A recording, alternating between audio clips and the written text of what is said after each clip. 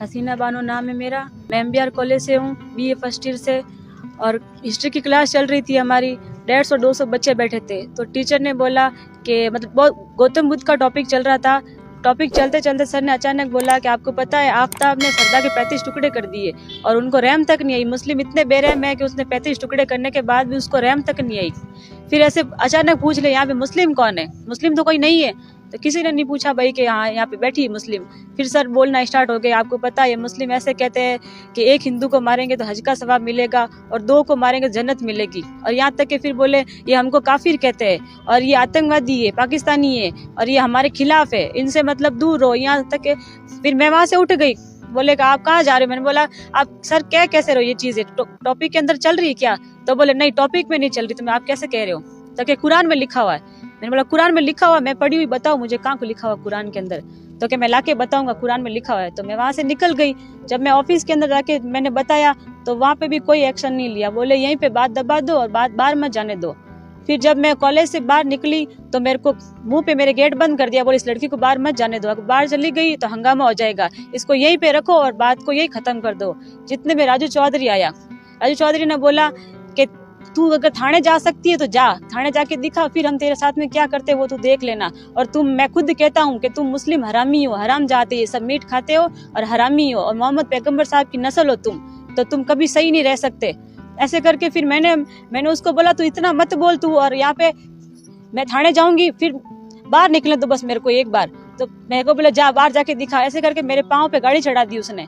फिर गाड़ी चढ़ाने के बाद में बोले लड़की को अंदर लो। कॉलेज के अंदर 2 घंटे मेरे को बैठा के रखा। बोले बाहर चली गई तो तेरे को पता ही हम इतने सारे लड़के और क्या करेंगे तेरे साथ में।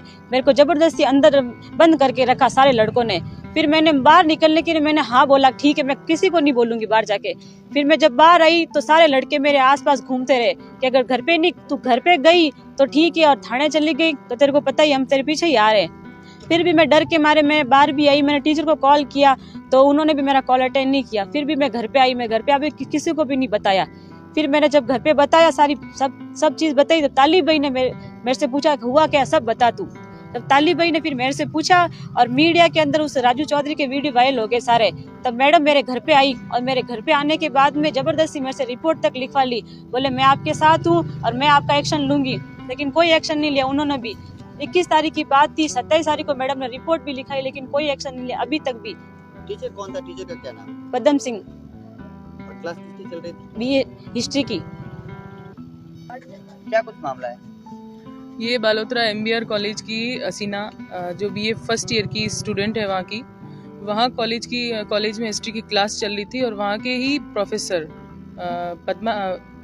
पदम सिंह जी, उनके द्वारा टॉपिक से बाहर जाते हुए इस्लाम के ऊपर, मोहम्मद साहब के ऊपर जातिवाद और एक भड़काऊ स्पीच देना कॉलेज के अंदर, जो कि एक विद्या का मंदिर है जहाँ विद्या से संबंध में बातें आप जो आउट ऑफ सिलेबस बात कर रहे हो, आउट ऑफ कोर्स जाके बात कर रहे हो, ऐसी गलत बयानबाजी करते हो तो ये गलत है।